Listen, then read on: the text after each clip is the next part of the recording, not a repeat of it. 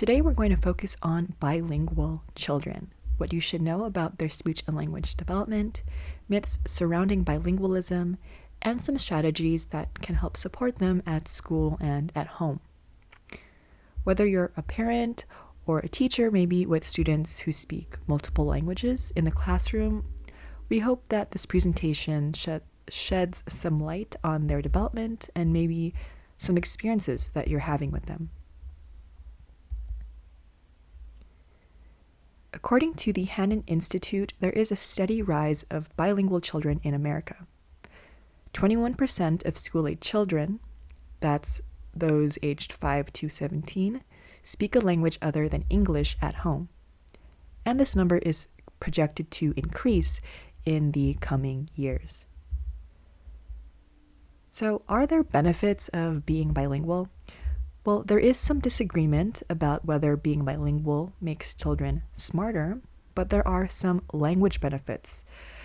According to the American Speech, Language, and Hearing Association, being bilingual helps children learn new words, learn reading skills, use information in new ways, better categorize words, for example, food or toys, and helps them create solutions to problems. And as parents or teachers of bilingual children, you may have some questions about, the presence of a second language. And as parents or teachers of bilingual children, you may have some questions about second languages, such as, do second languages impair language development? Do they develop better in younger children? Do they confuse my child? And does a second language mean that I only have to speak in language XYZ only at home? In this presentation, we hope to give some insight and some answers to these questions and maybe why they exist in the first place. So we'll give a little bit of background info about bilingualism and just some basic info about how speech and language develops in children. Later, we'll discuss those myths of language development in bilingual children, why they exist and why they're not true.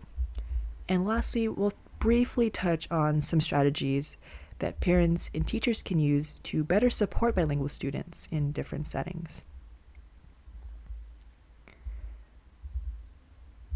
Bilingualism is not the same for every child. And what do we mean by that? Well, as a teacher or parent, it's important to know that every bilingual child comes from a unique and diverse language background. One child's experience of language is not the same as another child. And the next slide will touch on this a little bit more. But while some parents choose to teach or raise their child with another language to enrich their lives or their education, being bilingual may be a necessity for other families. For example, if the main language at home is not the majority language in the child's community, well, the child may need to learn a second language in order to connect their family to that community. Lastly, there are some common language phenomena that monolinguals don't experience. These phenomena can sometimes look like delays in children who are bilingual. So how do bilingual skills differ from child to child? Let's see. Well, when did the child acquire the second language? Have they been exposed to it since birth, or was it more of a recent exposure to the second language after they've grown up a little bit? In what context does the child use the second language? Is it every day or only on the weekends with certain people? How often is the child exposed to second language? Also, how motivated is the child to learn another language? Children are unique beings with different personalities and interests.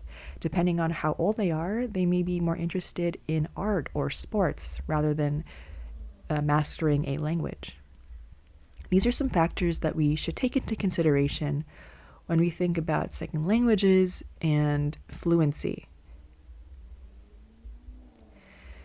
With all these factors in mind, you may be wondering, is my child on track with their speech and language development? Is a second language going to get in the way of anything? Well, regardless of the language spoken at home, there are certain universal speech and language checkpoints we can look at, which are more commonly known as milestones.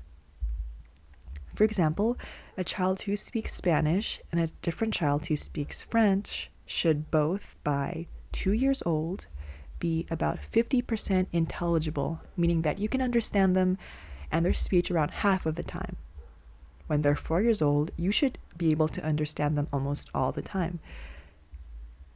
So it's the same whether the child is from Mexico or France. All children develop in a somewhat predictable developmental schedule. And children who speak multiple languages meet these same developmental milestones. According to ASHA, bilingual children develop early vocabulary at the same rate as monolinguals. That's one example. So a little bit more about milestone charts and why they're really helpful and important. Milestone charts are how we roughly gauge a child's speech and language development. It looks at things like what speech sounds they should be able to say at their age, when they should know the difference between today, tomorrow, yesterday, or maybe when they start to say no or ask why. As I mentioned, milestones across languages are universal. All children go through the same stages of development, but it is hard to say exactly when. So that's the thing you need to remember about milestone charts. Each child is unique in their development, and they come into it at their own time. There are many milestone charts you can find on the web, but Hear Center also has our own chart that if you're interested, you can please let us know by sending us an email at info@hearcenter.org, and we would be happy to send that your way. So we talked about how bilingualism can look different from child to child. You know, how much of the language they know, when they started learning the language, and so on. We also talked about universal milestones and how we can use those to check in on our child's speech and language development.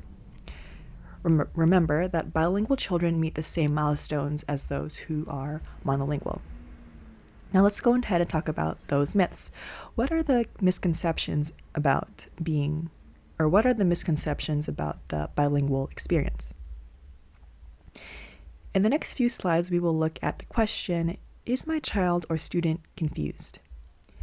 Should parents avoid mixing languages, which is closely related to the is it better to stick with one language question? And is the sooner they learn the better? And are bilingual children more likely to have language problems? So going right ahead into the first question, is my child or student confused?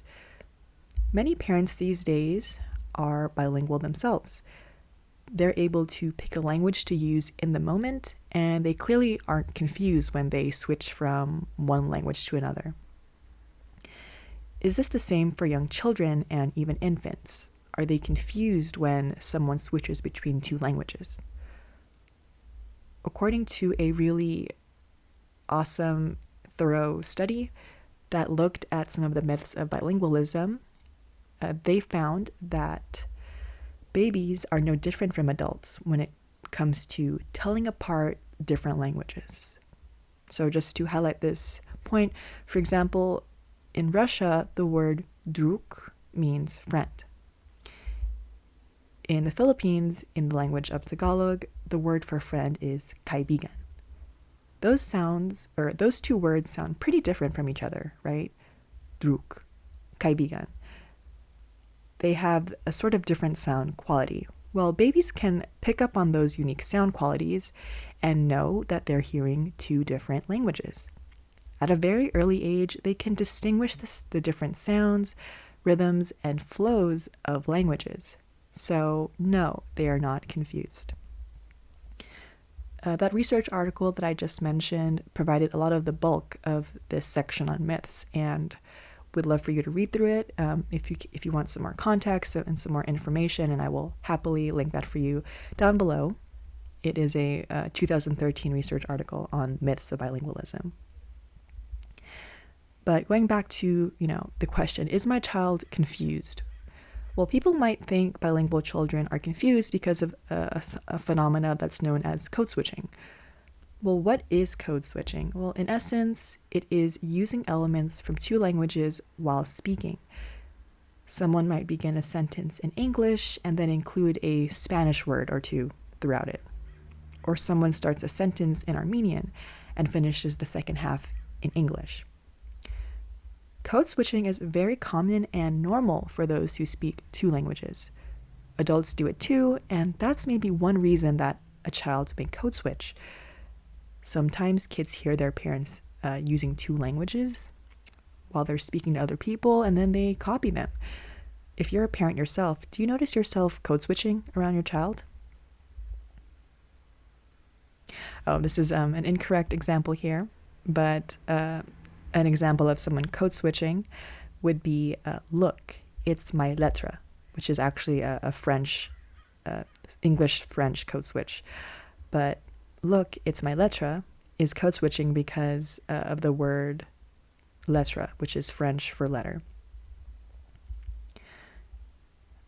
But another reason why kids code switch is that kids are naturally limited in the language abilities that they have when they're young.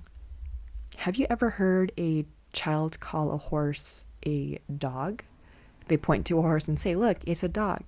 Well, kids often learn about dogs first, right?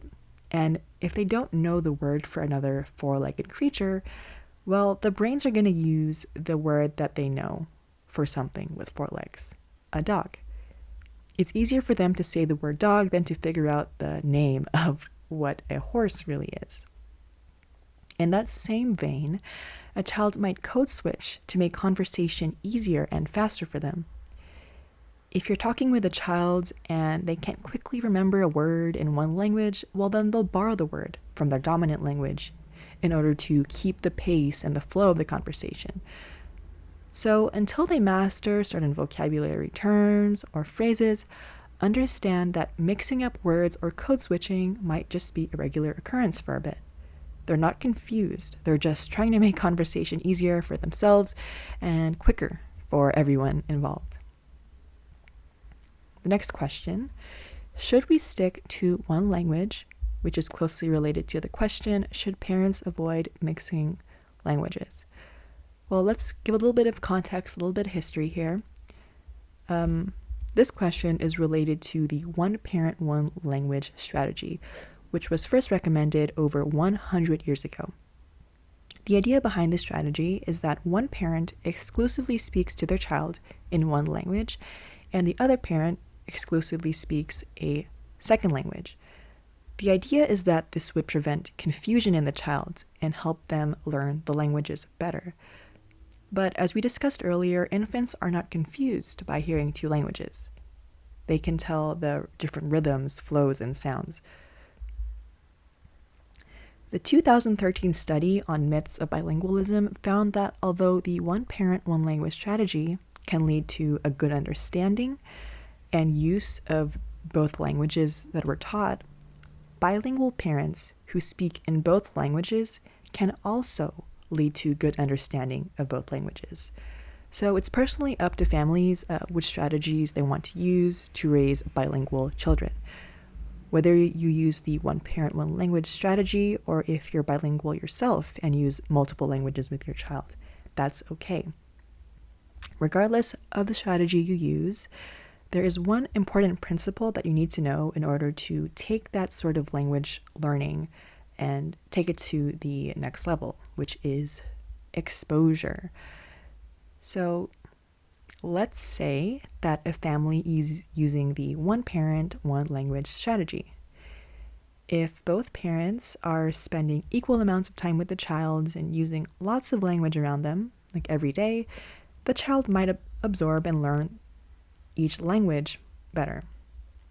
However, if the child is only exposed to the second language on the weekend, maybe with a nanny or in a language class, well, they may not be as balanced in their exposure to the language. So this is something you need to think about. How much exposure is your child or student getting with that second language? And We totally understand, though, that everyone's situation is different and unique, and maybe the exposure is just not possible right now with the given times. So, how can we ensure that children learn languages effectively? Is there a recipe for effective language learning? Well, regular and balanced exposure to a second language is the first ingredient in strong language learning. Children who regularly hear more words in a language end up learning the grammar, the vocabulary, sentence structure. That makes sense, right? Well, the second ingredient to learning language as well is showing children high quality and high quantity language. We'll explain what high quality means in a bit, but high quantity means that the child has a lot of language exposure on a regular basis. It's consistent. They're around the language often, if not daily.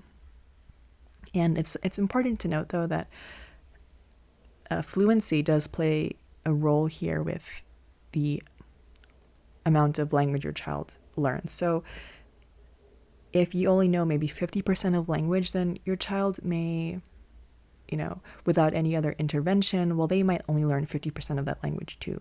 So just sort of echoing the concept of you being a model for your child. They'll only kind of learn what they're exposed to.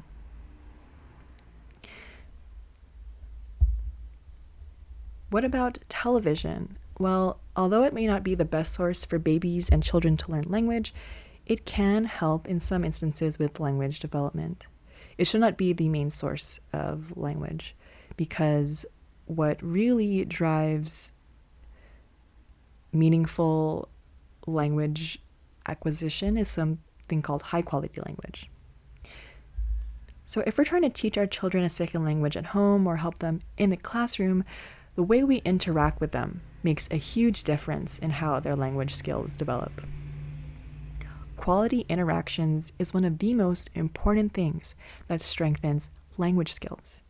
According to the Hannon Institute, 3 factors that contribute to great interactions with children and thereby fostering really good language development are joint interaction, family routines, and connectedness. And they noted that connectedness had the greatest impact on language development. Looking at these factors a little bit more closely, so joint attention. It means that you and your child are sort of locked into the same experience. So let's say that your daughter is playing with a dollhouse. This would be an awesome opportunity to describe what she's doing, what she's playing with, what she's feeling. When children see that we're giving attention to what they're interested in, they're going to be more interested in listening to you and taking in new language. Do you and your child have routines for regular things that you do throughout your day? So getting ready in the morning, cleaning up after eating, getting ready for bed. Routines are another great opportunity to strengthen language skills because by their nature, routines are repetitive, right? They happen every day. So any words or actions that you describe and tell them every day, well, it's going to be easier for them to remember those words. And as they become more confident in their language skills, they'll already have an interesting foundation because you used routines as a way to include some language. Try using routines as opportunities to lock in vocabulary and certain phrases. While connectedness is somewhat related to joint attention, it's basically showing children that you respect and enjoy your interactions with them. Children feel connected to you. I know that life isn't always stress-free with young children, but at the end of the day, it's important to remember that you are your child's model for language. When children feel connected to you and maybe unafraid, and they can sense that you enjoy interacting with them, they'll want to pick up on language better. And they also listen better. But unfortunately, with all the efforts that we put in to teach our children a second language or have them learn a second language at school, a child may still experience another phenomena, which is called loss of language. According to Asha, people experience language loss when they begin to lose skills and fluency in one language while learning another. So if your child is learning English at school, well, they may start to lose some of the skills in their native language, which can be worrying for some families. And again, this happens when a child is frequently exposed to a majority language. So if you're a parent or caregiver and it's really important to you that your child still uses your native language often and frequently, continue to expose it to them. Maybe only speak your native language at home and let them use English at school only. And our second to last question, is it better to teach a child a second language as early as possible? Maybe you've heard that there's a critical period of learning languages. If my child's too old, they're not going to be able to learn a language well. Well, actually, anyone at any age can learn a language and become fluent. Researchers disagree if a critical period exists at all for learning a language, but the general consensus is that earlier may be better, not because children's brains stop being moldable past a certain age, but because of the gift of time. So when babies are really young, they're maybe newborns, they are around us 24/7. They spend hours with us when they're young, and they don't really have anything to do but listen to what's going on around them, right? That's really great for learning languages. Assuming that the caregiver or parent is fluent, the child will have a great exposure to all the different sounds, syllables, words, and phrases of a language because they're just around it all the time. And they get to hear language in different contexts. The way that you talk to your elderly neighbor is going to be a bit different than how you speak to your sister, right? They also hear how you use language for different actions, like cooking, getting ready in the morning. Just all these different tasks have different language associated with them. And mix this all together, well, you get a really colorful and diverse language exposure for your child. And it's very consistent as well. It's important to think about time in this way because as children grow up, they have more responsibilities in their life. They grow more into their personality and develop different interests. And maybe those interests involve other people who don't speak their language. As a result, they just may not be able to devote hours in a day to learning and speaking a new language. So this is something that we have to keep in mind as children grow up. How is their time divided at their age? What other interests do they have in their life? So to summarize this question, language can be learned at any age with the right strategies and time devoted. However, teaching a child a language when they're very young is helpful because of the fact that they are listening to you 24/7. They have that benefit of constant exposure. When children get older, their schedules change and more interests come into their life. Okay, our last question before I move on to strategies. Oops, did we lose it? Here. So, are bilingual children more likely to have problems? Ellen Thorda-Dortier, an SLP from Montreal, in her article on Asha's website, summarizes this question's answer pretty well. She says, development in two languages is in some ways different, but it is not more difficult and does not cause language impairment. So there you go. There is your answer. Learning two languages does not make your child more likely to develop language issues. So why do people think this? Well, there's another phenomenon that we can look at, and that's called the silent period. Some people may mistake this for a language delay or issue. When a child is first exposed to a second language, when maybe they're a little older, they spend a lot of time absorbing and understanding this new language. As a result, they're just really focused on listening, comprehension, and may appear quieter in general. They also may not be speaking as much. This generally lasts about 6 months to a year as they get more familiar with the second language, but it's a completely natural phenomena. Over time, as they get more comfortable with the language and maybe developed new vocabulary and language skills, they will be speaking more.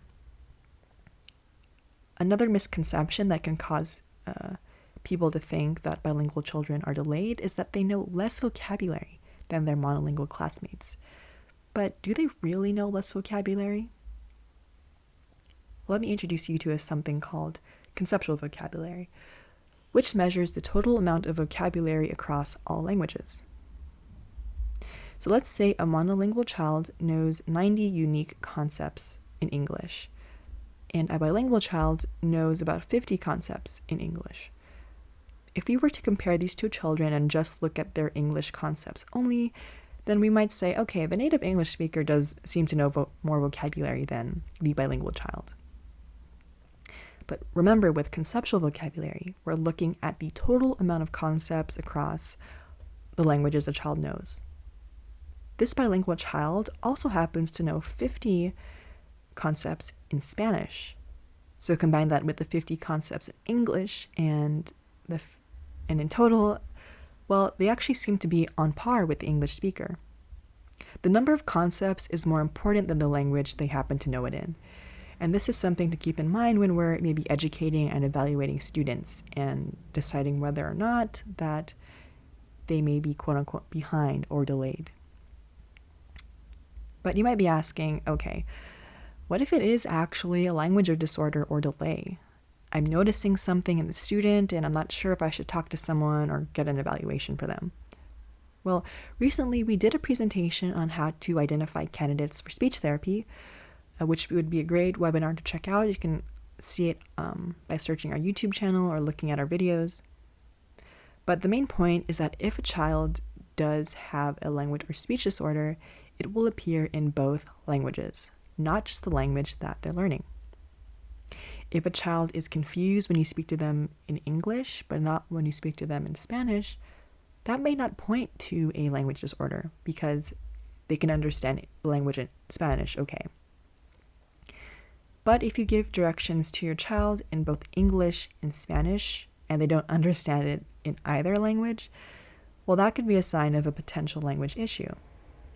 In general, if you think that there might be a delay, disorder, it really needs to appear in both languages. So again, if you're curious, please watch that webinar on how to identify candidates for speech therapy. So with all that info we just talked about, maybe you've already have some ideas on how you want to better support your child or a student who's bilingual in your classrooms. While we're not developmental educators or teachers, we're just going to share some basic tips and strategies that we found on the web. There's so much more on this topic that we couldn't fit into this video. So if you do a quick web search, you'll be able to find much more information on how to support bilingual students. For the purposes of this video, we'll just keep it pretty brief and share some of the main points that we found in one article in particular. So some factors to remember if you're trying to incorporate some supportive strategies or maybe adjust the way that you raise your bilingual child. High quality language combined with regular exposure are the important ingredients for really great language development. And as bilingual children, they may run into some phenomena that could look like language delays or issues, such as silent period, code switching, and language loss. So those are some things that you want to be mindful of as you are working with or raising a child who's bilingual. In a really nice article that we're going to link below in case you want to read more about it, we're just going to keep it very brief for this presentation, but some promising classroom practices include supporting the use of the child's home language, supporting the child's home culture, and using specific strategies that can help children be more successful in the classroom are some principles to keep in mind when you're working with students. So educators can support the home language of a child by interviewing families about their language use, getting a clear picture of how language is used in the household, in what contexts. You could encourage children to use home languages in the classroom, creating a space where the child feels safe to express themselves in their native language. Invite family and community members to the class to educate the classroom more about the child's culture and what it entails. One way that you can support the child's home language is to use some survival words or phrases. These are a great way to make connections between English and the child's home language. One way that you can incorporate this is by learning about cognates, which are similar sounding words with similar meanings. So for example, in Spanish, elefante, and in English, elephant, they mean the same thing and they sound similar. So that could be a starting point for you if you want to help children learn to make some connections between English and the home language. Here are some ways that you can support the child's home culture in the classroom. We all have maybe certain stereotypes or biases that we might not be unaware of, or that we may be unaware of, and taking the time when possible to discovering and learning about the child's culture will go a long way in creating a classroom that is more accepting of children from different cultures.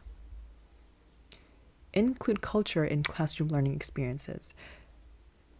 You can do this through incorporating books in a different language, using toys from someone's culture, listening to different songs from different cultures. There are a lot more ideas on the internet about how to do this, but this could be a good place for you to start. And try some teaching strategies. So reading aloud can promote vocabulary development. So maybe when possible, when you're working with children who speak multiple languages and you want to maybe teaching them English, try reading aloud to promote the sort of the audio-visual connection between words. Try to make connections between the story and the child's experiences.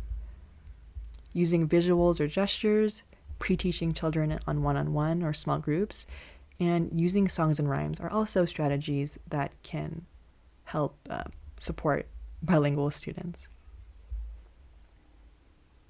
We did another webinar on how to strengthen your child's language at home, which you can find on our webinar playlist, but that would be a great webinar to check out for parents. In general, don't forget the importance of exposure when you're trying to raise a child with a second language.